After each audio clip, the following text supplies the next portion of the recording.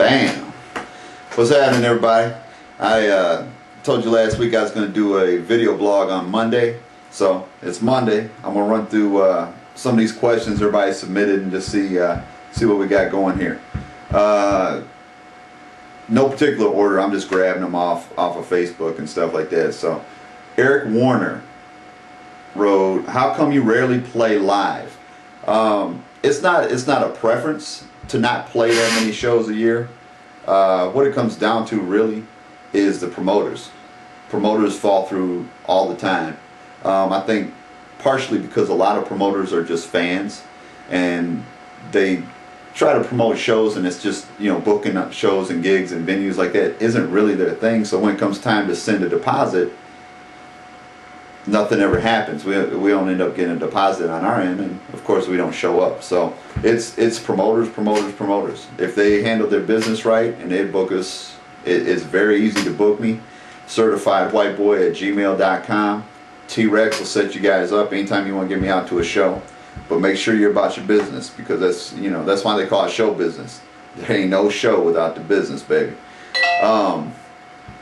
Dave Doolittle, Kathy Henderson, Melvin LeMay, and Jason Rage Lewis all asked the same questions. I don't know if you guys were reading each other's questions, but you kind of wasted your question. You could ask a different one. But all four of you asked the same thing. Why and what made you get into hip hop? For me, realistically, hip hop music was another hustle. I looked at it, I'm always, trying to get into things that make money. So initially I was motivated to get into the game by money and bitches. That's just being honest. And as I got into the music more and started making more songs, I got kind of competitive, because I'm a competitive person by nature. So I started getting competitive with the lyrics and the writing and the metaphors and the syllables and all that other stuff. So it eventually evolved into real MCing. But when I started out, I was like, man, let's just make some club tracks, just make some stuff people bob their head to and see if we can sell it. And that's why I got into it. Catherine Botchway from DC, what's happening? Says, what is your favorite biblical verse?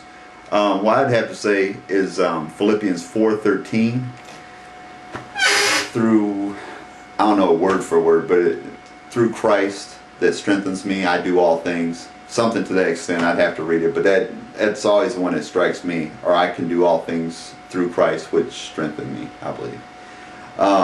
Vicky Walker and Jay White both asked the same question. If you would pick anyone dead or alive to do music with, who would it be with and why? I typically like to go left field on people when they ask stuff like that. I wouldn't pick the normal answer. I would say someone like Meshell Ndegeocello, or like a Macy Gray, somebody like that I could do something different with. I don't like doing, I think hip hop gets watered down because people, a lot of times they'll do 3 verses, 3 choruses, and that's what it is. 16/8, 16/8, blah blah blah.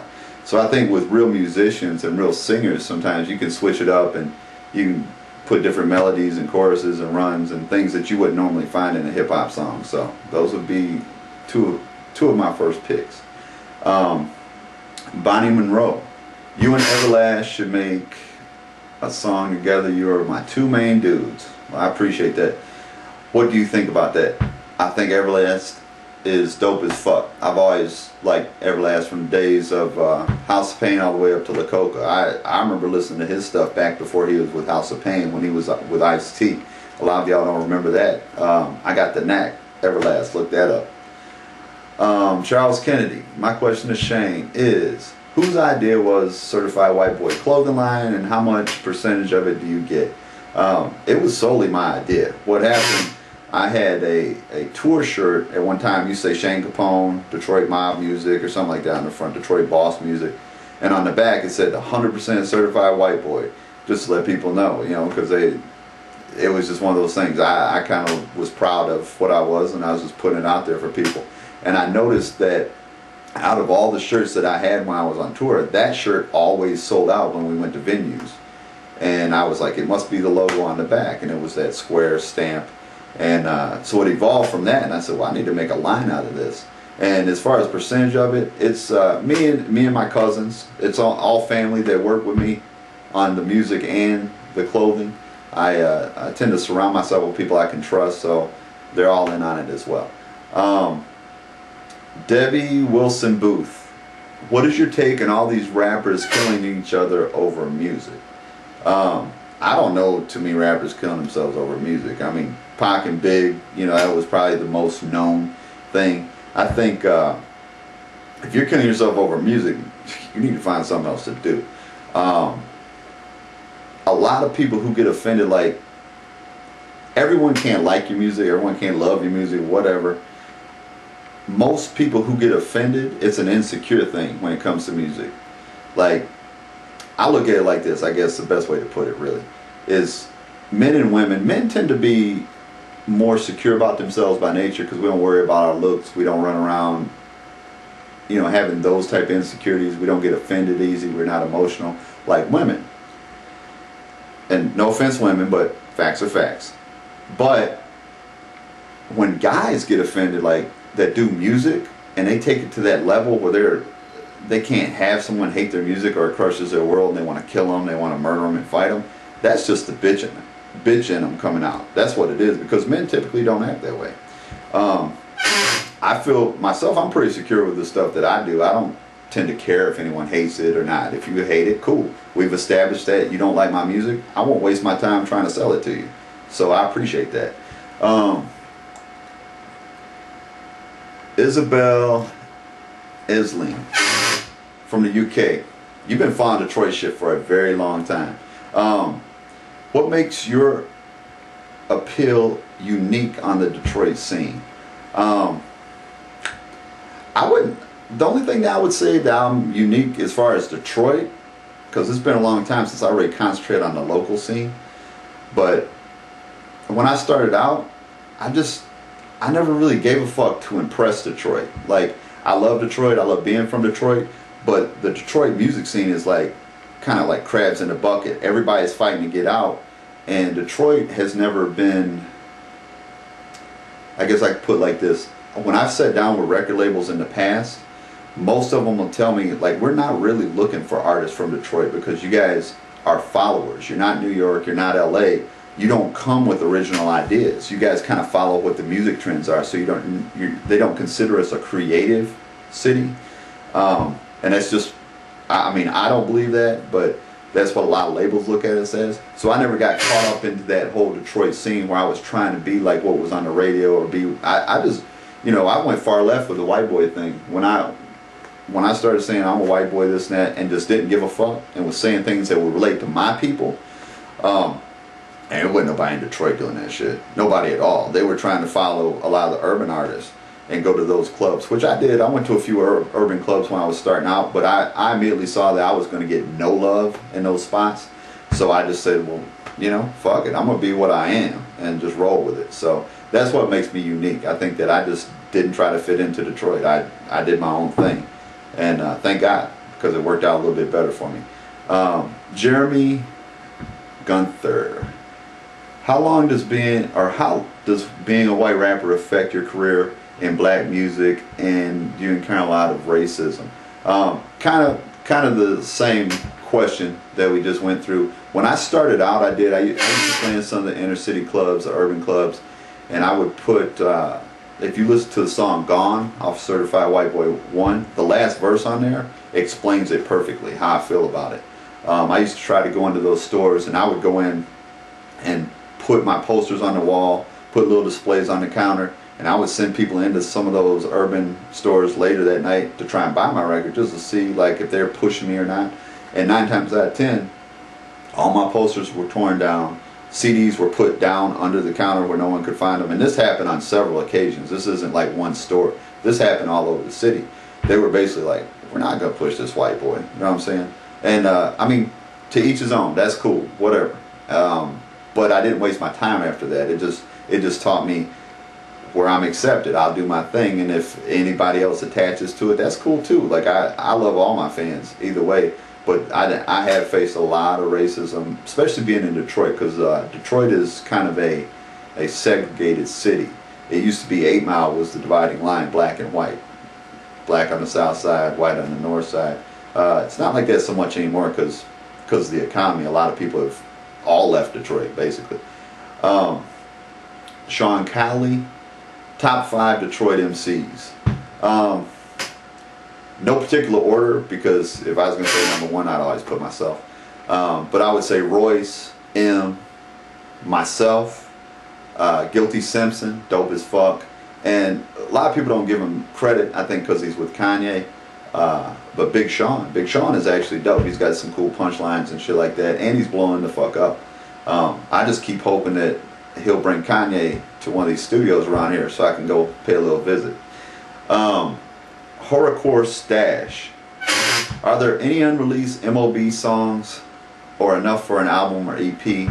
Anything with Bugz and Suge from 5150? Kind of a 2-part question, but yes, there's always leftover songs. When we work on albums, there's always unreleased material and stuff that we did that it wasn't released for a reason. So I don't know if it's enough to put out an album, but I doubt I would release it anyway, because I don't know if everyone can admit it, but I've made some shitty songs before, you know, when I'm cutting stuff. And MOB was early in my career, so we cut a lot of songs that were just demos, and they should have never saw the light of day. So there's a reason they haven't been released.